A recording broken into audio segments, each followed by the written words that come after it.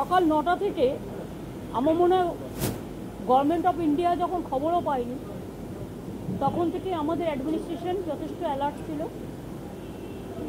এবং সকাল 9টা থেকে আমি নিজে মনিটরিং করেছি যতক্ষণ পর্যন্ত টোটাল রেস্কিউ অপারেশন ওভার না হচ্ছে, মানে যতক্ষণ পর্যন্ত টোটাল রেস্কিউ অপারেশন ওভার না হয়েছে ততক্ষণ পর্যন্ত সকাল 9টা থেকে আমাদের পুরো অ্যাডমিনিস্ট্রেশন, চিফ সেক্রেটারি থেকে শুরু করে ডিএম থেকে শুরু করে পুলিশ থেকে শুরু করে আমরা সঙ্গে সঙ্গে স্পটে অ্যাম্বুলেন্স পাঠাই, মেডিকেল হসপিটালে ডাক্তারদের পাঠাই, মেডিকেল কলেজে ভর্তির ব্যবস্থা করি, ডেড বডি রেস্কিউ করি এবং ডিজাস্টার টিম পাঠাই, টোটালটাই আমরা করি।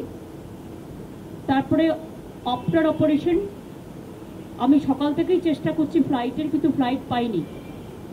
আমি এত দুর্দশা ফ্লাইটের এটা জানতাম না যে একটা নর্থ বেঙ্গলে যেতে গেলে 12টা 40-এর ফ্লাইট সকালে বুক হয়ে গেছে, তারপর মাঝে একটা ফ্লাইটও নেই, অথচ আমরা ফুয়েল চার্জ ফ্রি করে দিয়েছিলাম।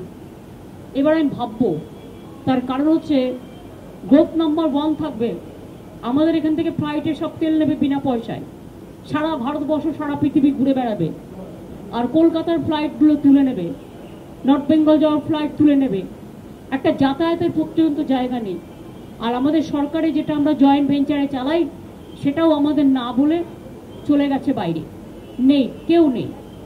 সুতরাং অনেক চেষ্টা করার পরে আমরা বেলা 12টা নাগাদ ইন্ডিগোতে বুক করি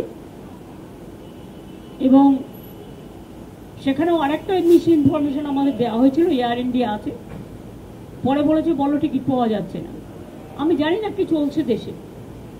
অ্যাডমিনিস্ট্রেশনটা যদি এত ল্যাক অফ নেগলিজেন্স, এত ল্যাক অফ নুসেন্স হয়, নুসেন্স মিন্স নেগলিজেন্স।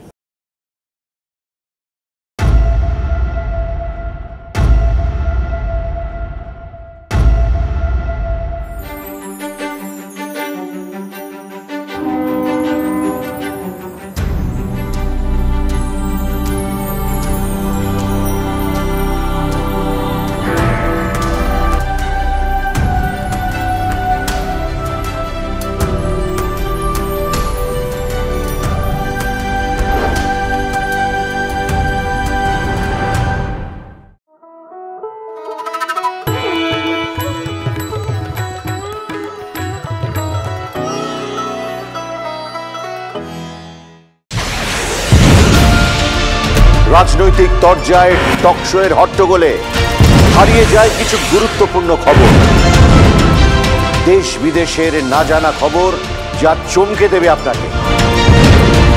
সেই খবরই নিয়ে আসি আমি আপনার সামনে। আমি অনির্বাণ চৌধুরী। দেখুন স্ট্রেট কাট, সোম থেকে শনি রাত 10টায় TV9 বাংলায়।